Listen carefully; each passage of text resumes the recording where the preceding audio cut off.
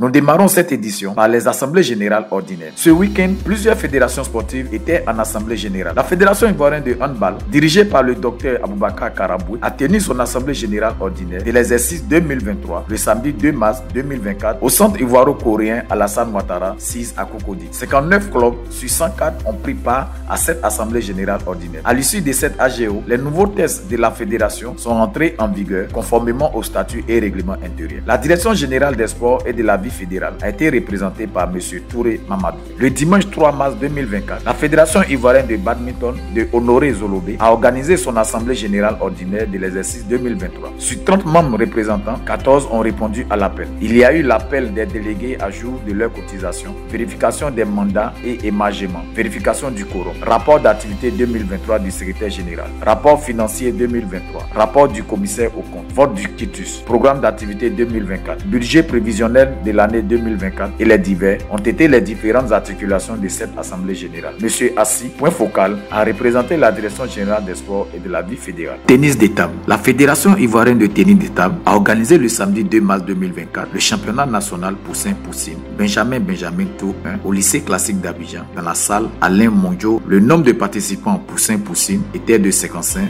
dont 15 filles. Au niveau des Benjamin, 25 participants, dont 12 filles. Yamza Aziz Kone a été le représentant de la direction de la vie fédérale et du sport de haut niveau. Parlons à présent de la Fédération ivoirienne de randonnée pédestre et du bien-être pour tous, FIRAP. La Fédération ivoirienne de randonnée pédestre a organisé ce samedi 2 mars 2024 une randonnée et une séance de fitness party avec les futurs pèlerins musulmans à la mosquée de la Riviera Golf de 7h à 11h. Cette activité sportive et physique vise à entretenir la forme physique des futurs pèlerins pour être au mieux de leur santé. Belle initiative de la FIRAP dirigée par Madame Marie-Laure Essan, présidente de cette fédération. Changeons de discipline pour parler des arts martiaux. Judo. Le samedi 2 mars 2024, au Palais des Sports de Trècheville, dans la salle du Hall 1, s'est tenue la Coupe fédérale de la Fédération de Judo. Cette compétition réservée aux cadets, juniors et seniors ont permis à 10 clubs de prendre part. Premier, CSK, a amassé au total 12 médailles, dont 7 en or, 5 en argent et 2 en bronze. Deuxième, JCINGS a glané au total 9 médailles, dont 4 en or, 4 en argent et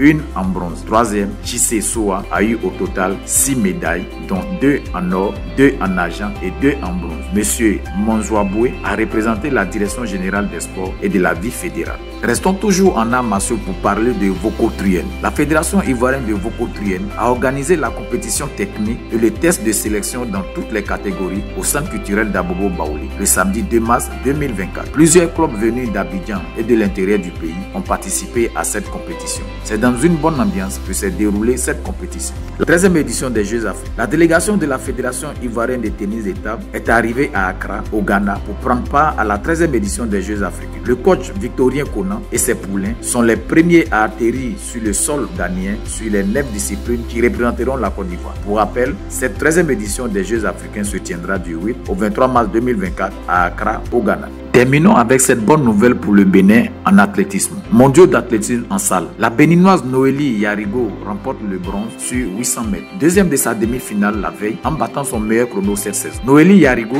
a terminé à la 3e place de la finale ce dimanche 3 mars 2024. Remportée par l'Éthiopienne Dougouma. La Britannique Djema Riki a pris la médaille d'argent. Lors des mondiaux d'athlétisme en 2020 à Budapest en Hongrie, Noélie Yarigo s'était arrêtée en demi-finale. Cette fois, en Écosse, la béninoise offre au Bénin la première médaille de l'histoire aux mondiaux. La franco-béninoise détient le record de France en salle du 800 mètres depuis 2023 en 1,5848.